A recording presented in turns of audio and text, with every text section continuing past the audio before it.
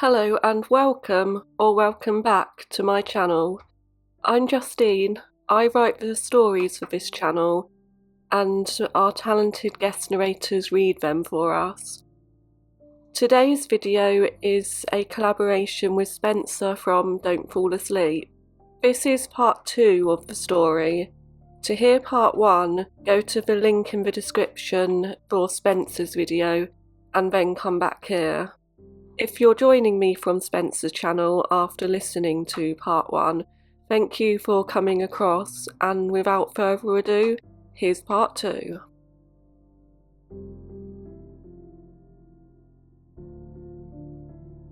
Part 2, 31st of October, now. Police are advising citizens to travel in groups with trusted friends and family, and to stay at home if possible.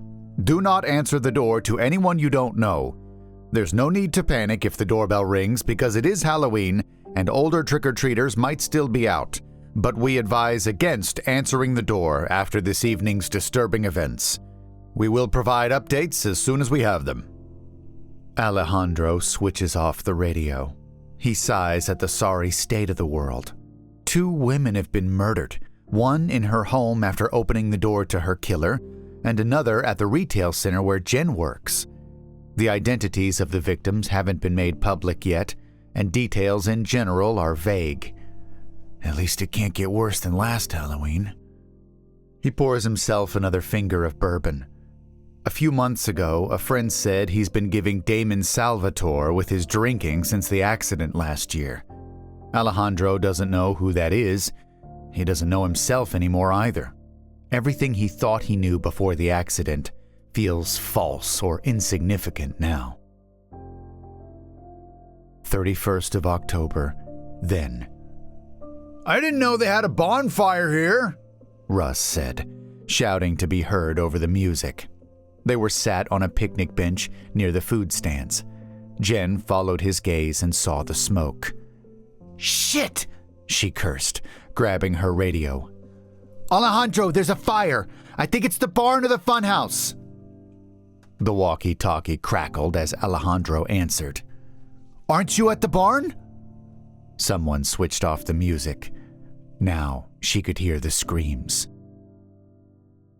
31st of October, now. Brody walks briskly towards the alleyway, warming his hands in his pockets, until he remembers his brother telling him never to keep his hands in his pockets because it would make it difficult to escape if someone tried to lift him to kidnap him or throw him to the ground. He doesn't want to be going to the alleyway with the murders on the news, but he needs to collect his money. It will be their last meeting. He wants it out of the way and worries he won't be paid if he cancels at short notice. Not for the first time, he is grateful to be male. Local women must be terrified after tonight's news, on Halloween of all nights. Maybe Halloween is cursed in this town. 31st of October, then. The barn was dark and stunk of hay and smoke. Colored lights flickered on and off in quick succession. Sharon heard a zapping sound before someone crashed into her. She screamed, as did Bella beside her. They quickly calmed down, realizing it was just a life-sized plastic witch, the face beige and crinkled, a white sheet resembling a nightgown covering the figure's lack of body. Bella laughed. "It really stinks in here," Jake complained. "Fire!" Caleb yelled, pointing to the platform above them. Sharon's heart dropped to her stomach when she saw how rapidly the flames were spreading. At least it's restricted to the second level of the barn, she thought, although the flames were already licking the top rungs of the ladder. The overhead lights came on, and 2 scare actors appeared in front of them. "It's okay, follow me to the exit," said a woman dressed as a scarecrow. "No, this way," she called to Caleb as he moved towards the door they entered through. Caleb tried the door anyway, but it didn't open. They hurried after the scare actors to the exit on the other side of the barn. The male actor, dressed as a creepy farmer, tried the handle. "It's locked." "It can't be. This door's never locked." said the Scarecrow. The farmer hammered on the wooden frame of the barn. "Help! Open the door! Nixie, are you there?" By now, the smoke was so thick they could barely see each other. "Let's try the other door again," Jake said. The four friends made their way through the smoke, holding hands to avoid losing one another. The scare actors continued to call for help by the exit when coughing fits weren't ravaging their throats. The entrance was completely engulfed in flames when the friends got there. The heat and smoke were overwhelming. They tried to make their way back to the scare actors. Jake and Bella got separated from Caleb and Sharon when Bella tripped over something on the ground. Sharon couldn't see anything through the smoke that stung her eyes and filled her lungs. She couldn't breathe. Even when she heard someone screaming in agony, she didn't think she was going to die. There are people out there, she thought. This is a regulated event. Surely the doors will open any second now. Caleb collapsed beside her. Sweat poured into her eyes and mouth. It was a furnace. She saw the fire approaching through the smoke like a tidal wave. Finally, there were voices outside as the flames began their assault on her skin. 31st of October, now. "We've got to keep looking," Bronte whines. "We've already looked everywhere. We can keep our eyes peeled while we're trick-or-treating," Nixie replies, trying to placate her younger sister. The indoor cat escaped and has been missing for 6 hours. "But we won't be giving it our full attention. What if he's there and we don't see him? It's not safe for black cats to be out on Halloween because people hurt them," Bronte insists. "I don't think that happens very often. I've never heard of it happening around here. Maxine is here for trick-or-treating. We've already delayed looking for Mr. Tibbles. It's not fair to delay any longer." "I don't mind," says Maxine. "I know Mr. Tibbles is more important." Despite her words, Nixie can tell Maxine is disappointed. The hours they were meant to be trick-or-treating under Nixie's supervision, they had spent wandering the neighborhood calling the cat, shaking boxes of kibble. It took Nixie all she had to persuade Bronte to allow them to go home so she could use the bathroom. "Please, we have to find him." "I don't mind, honestly," Maxine says. Nixie sighs, about to relent, when her phone rings. It's her mom. "Hi, sweetie. Are you still out trick-or-treating?" "No, we've been looking for the cat. We're about to go." "Don't go. Stay indoors. And make sure all the doors and windows are locked. Have you seen the news? 2 women have been killed, possibly by the same person. I've had Maxine's mom on the phone. Don't tell the girls. We don't want to frighten them. But stay inside and don't answer the door to anyone." "Okay." Bronte's gonna flip. "I know, but it's important. Do you need me to come home?" "No, I can manage." "That's my girl. I love you, sweetie." "Love you," Nixie says as she hangs up. "That was Mom. We need to stay in. She said it's too late to be out." "But what about Mr. Tibbles?" "The cat flap is open. I'm sure he'll come back." The cat flap was there when they moved into the house, inherited from the previous owner. They always kept it locked, having an indoor cat. Nixie removed the cover after Mr. Tibbles escaped, hoping he'd find his way home. She wouldn't say so in front of Bronte, but she's worried for Mr. Tibbles' welfare. He's the sort of cat who wouldn't hurt a fly. He isn't streetwise because he's always resided in the safety of the house. Gran can't bring her Chihuahua over anymore because it bullied Mr. Tibbles. Cats are meant to put dogs in their place, but their soft-ass puffball was incapable of it. Bronte and Maxine retreat upstairs while Nixie checks the doors and windows. She isn't worried about the killer, but she knows better than to disobey her mom where safety's concerned. And she's relieved not to have to look for the damn cat. 31st of October, then. Nixie sprinted back to the haunt from the car park. The smoke was like a beacon, calling her to the barn. "Please let nobody be in there." A group of punters were pulling away the hay bales blocking the exit. Those bales weren't there when she left. They had been neatly stacked to the side of the barn door. Several staff members were spraying the barn with fire extinguishers, including Jen, Alejandro, and the kid who checked her in when she arrived, but the fire was too strong. A barrage of smoke forced its way out when the door was finally opened. Distant sirens announced the arrival of emergency services.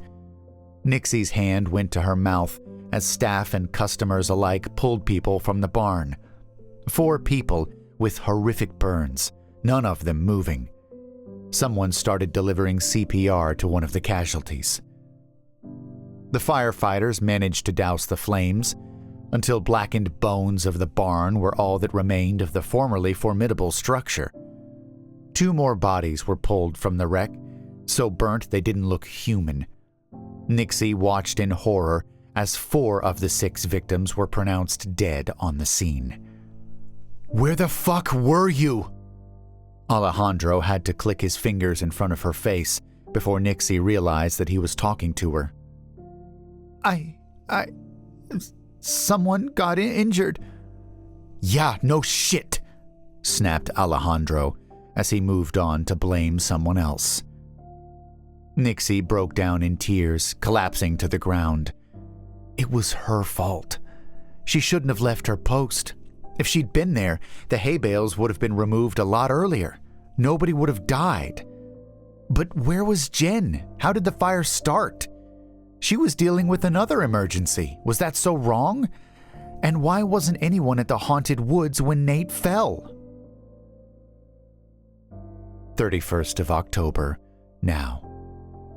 "Where are John, Joe, and Pete?" Clarissa shouts over the music. "Huh?" says her cousin's waster boyfriend. She doesn't bother repeating herself because it's not like anyone will know. They went to smoke ages ago and haven't returned. She makes her way through the house to the sliding doors that lead to the backyard. The glass is broken, not completely, but cracks branch out from a center point like ice on a frozen lake. How did they manage that? Her stepdad's gonna freak. He already doesn't like John Joe, and now this. She opens the doors and steps out onto the patio. Some of the paving stones are stained with something dark, like someone has attempted to clean up a spillage.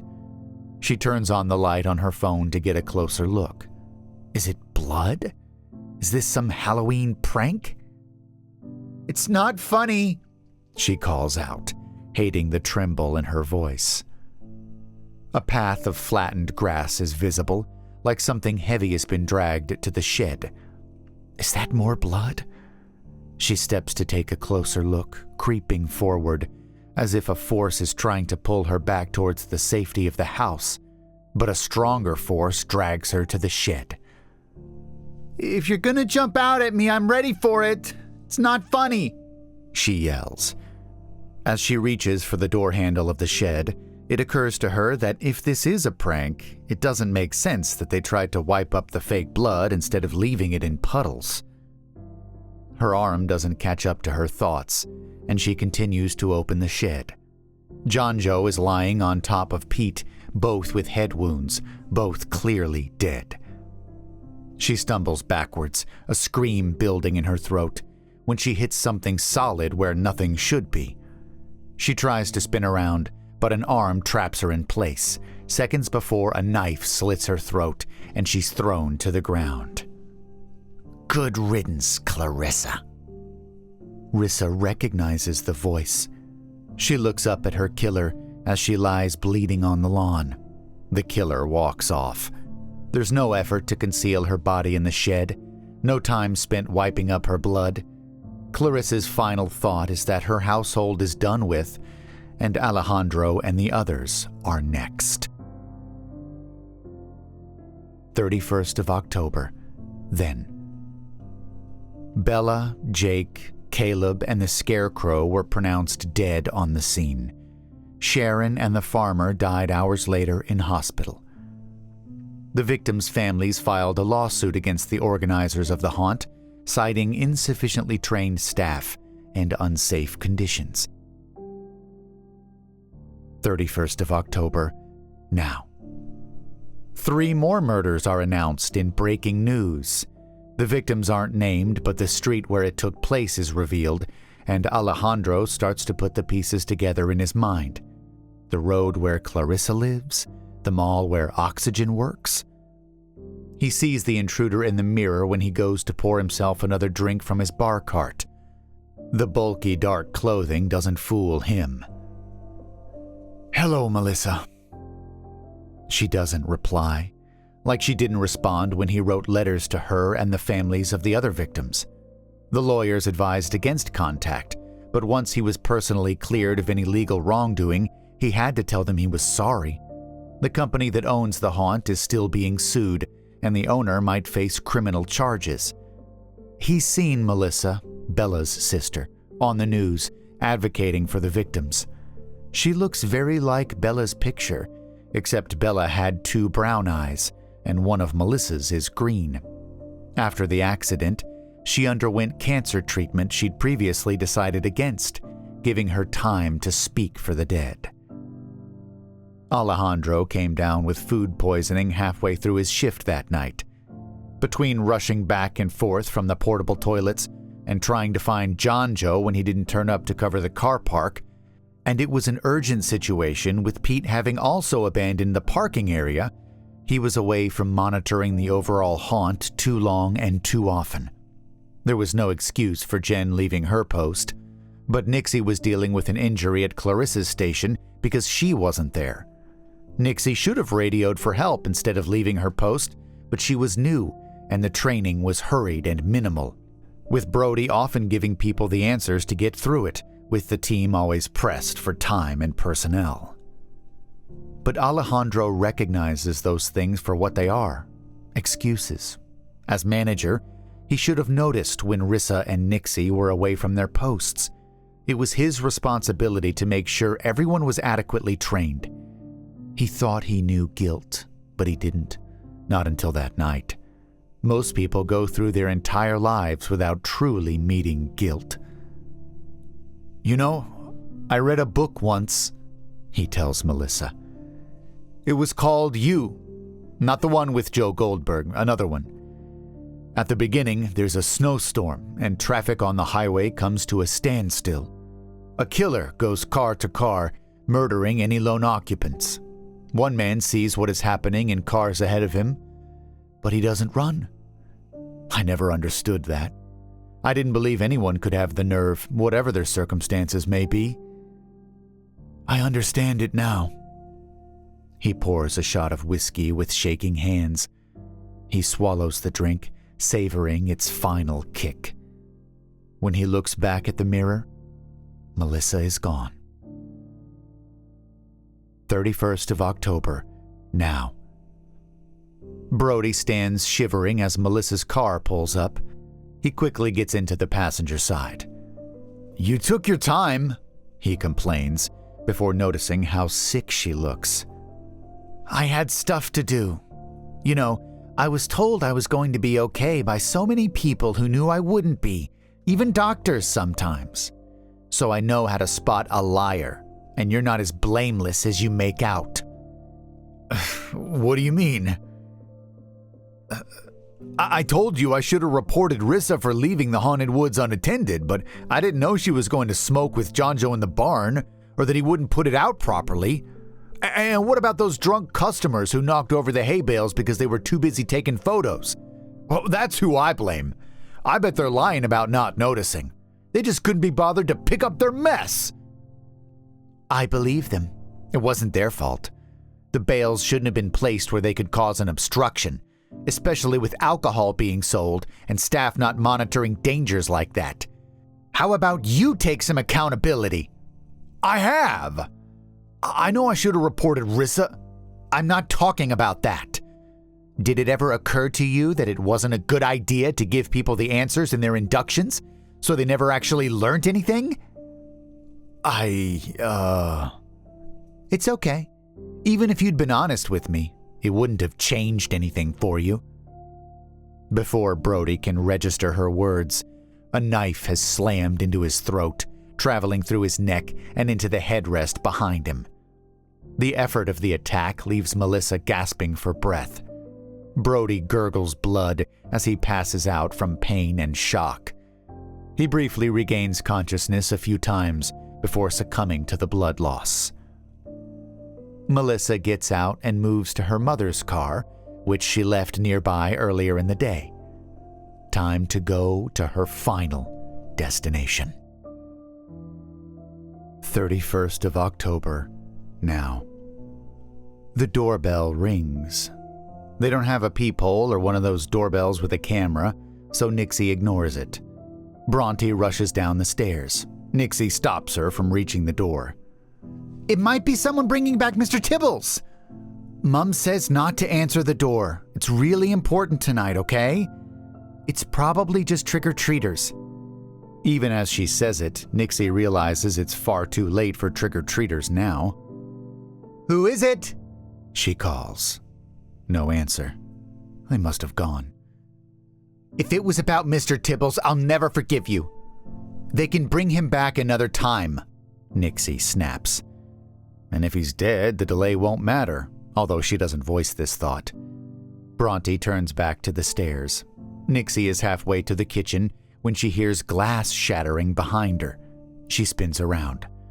There's a person climbing in through the living room window, not caring when a shard of glass mauls their arm. "Get upstairs!" Nixie yells to Bronte. "Get Maxine and lock yourselves in the bathroom. Call the police!" Nixie doesn't think she can get upstairs herself because the intruder is between the stairs and her current position. Instead, she dashes to the kitchen and grabs a knife. The intruder pursues her, not Bronte.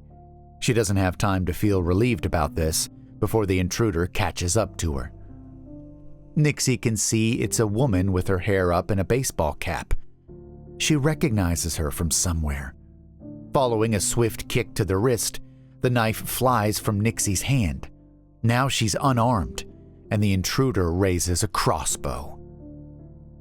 She hears the clap of the cat flap, and a dark blur rushes past. Then there's a ferocious mewling. The intruder cries out in pain. The crossbow drops to the floor. Tears fill Nixie's eyes as she realizes Bronte's wuss of a cat cares enough to protect her. Not missing the opportunity Mr. Tibbles has afforded her, and wanting to avoid him getting hurt, she grabs the knife block and slams it into the intruder's head. The woman falls, catching her head on the edge of the kitchen counter on the way down. Distant sirens wail, getting louder by the second. Looking down, Nixie realizes the identity of the woman, who is conscious but utterly spent. "I'm so sorry," she tells her. "You can be with your sister now." Melissa passes away on Nixie's kitchen floor. The medics agree with Nixie's suspicion that the cancer and exertion claimed her rather than the hit to the head. Alejandro sent Nixie several messages on social media to warn her because he didn't have her number, but she didn't see these in time. He called the police before Bronte did. They meet for the first time since the accident at a vigil for Melissa's victims. Nixie didn't know any of them well, but she feels an overwhelming pang of sadness for Jen, with her infectious smile, and for Brody. He was so young. "She would have done to Bronte what we did to her, except deliberately," Nixie says. Alejandro takes a moment before replying. "I don't think she thought of that, not clearly. Grief is a disease. They say when you seek revenge, you should dig 2 graves, one for yourself. Melissa's grave was dug long before the fire."